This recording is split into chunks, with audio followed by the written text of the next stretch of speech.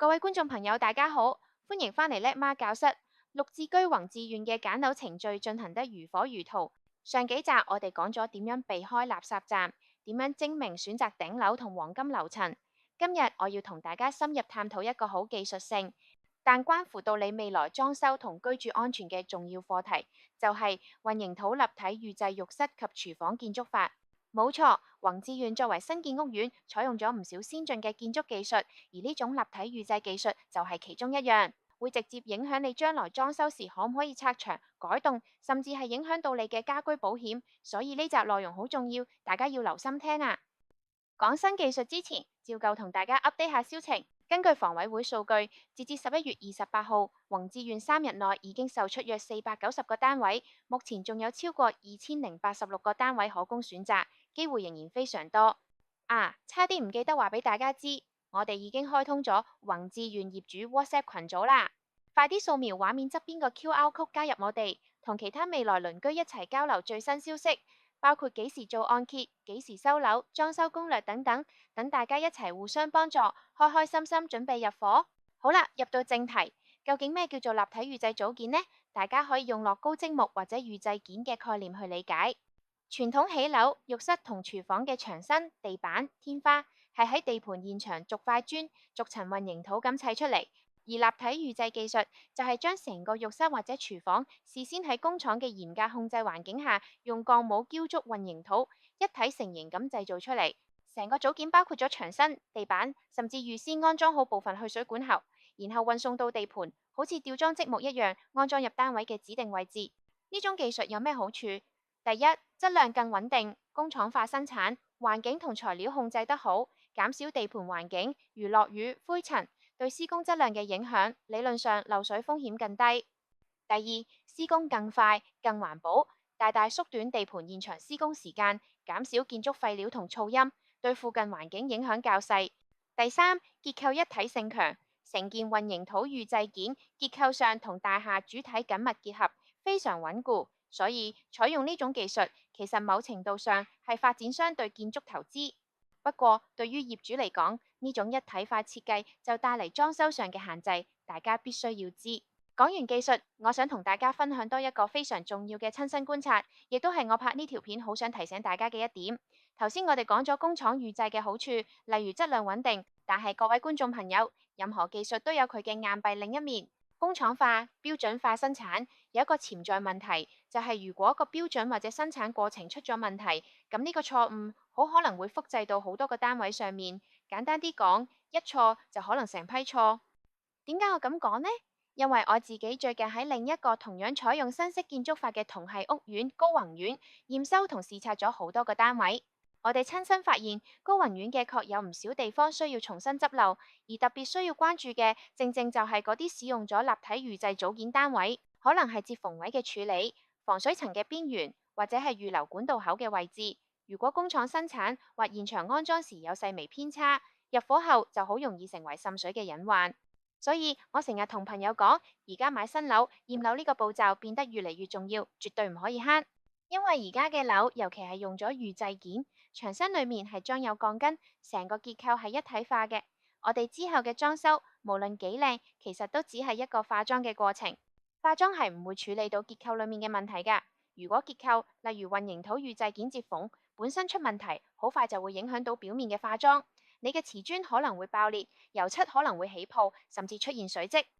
不過大家聽到呢度千祈唔好驚。我想帶出嘅信息唔係叫大家唔好買，而係叫大家要更精明、更用心。有錯其實唔係乜嘢天大嘅問題，最緊要係喺入伙初期，透過專業仔細嘅驗樓，將呢啲錯或者不完美嘅地方逐一揾出嚟，然後要求房委會跟進，好好修補妥當。只要修補工程做得好，問題就可以徹底解決。我成日相信一個單位就好似一段關係咁，你用心去對佢，了解佢嘅特性，接納佢一開始可能嘅小瑕疵，然後好好咁保養佢、打理佢，咁佢就一定會成為你同家人最安穩、最舒服嘅安樂窩。所以對於宏志苑嘅預製組件，我哋嘅態度應該係認識佢、驗清楚佢，有問題就專業咁處理佢，咁就乜都唔使怕啦。好，講完呢個非常重要嘅經驗同心態分享，我哋返去正題，繼續講下一個裝修關鍵。根據我哋掌握嘅資料，宏志苑幾乎所有單位都採用咗呢一種混凝土立體預製浴室及廚房建築法。請大家記住呢一點。但有一個非常特別嘅例外，就係 A 座嘅36樓同37樓嘅4號單位，佢哋嘅浴室並唔係採用呢種預製件。呢個可能同頂層特殊設計或管道安排有關。如果你有幸揀到呢兩個單位，你嘅浴室裝修彈性可能會大少少，但都必須先查清圖則。對於其他絕大部分嘅單位，你個浴室同廚房本身就係一個完整嘅混凝土盒子。呢個就帶出我今日最想強調嘅重點：裝修黃金法則，千祈唔好亂拆結構牆。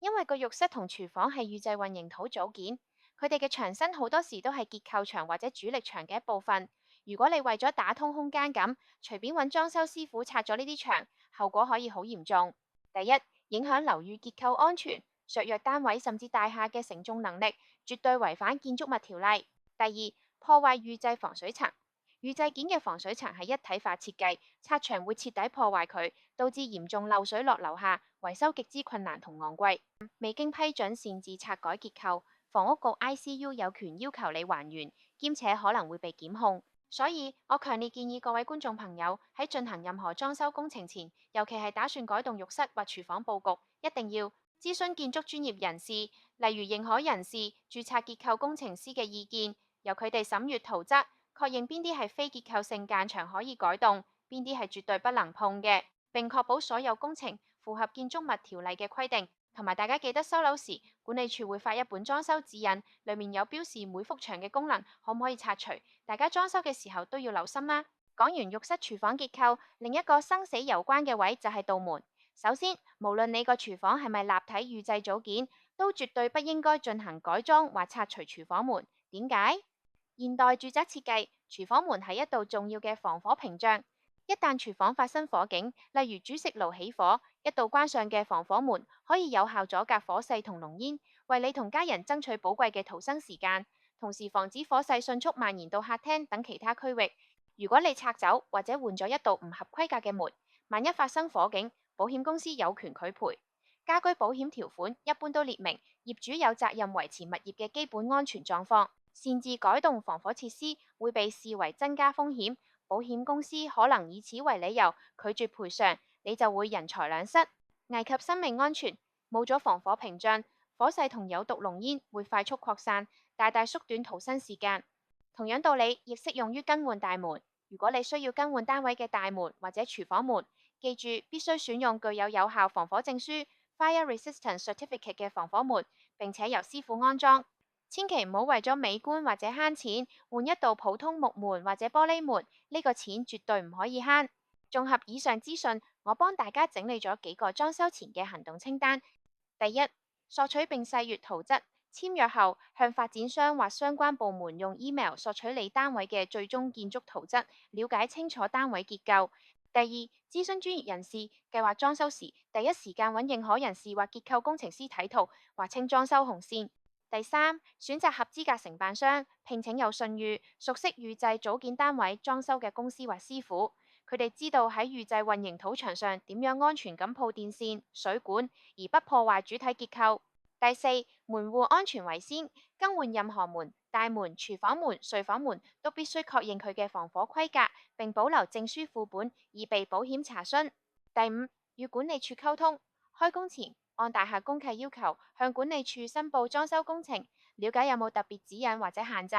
各位觀眾朋友，買到心水單位係開心事，但守護呢個安樂窩嘅責任先至剛剛開始。尤其宏志苑採用新式建築技術，我哋就要用新嘅知識去適應同保養。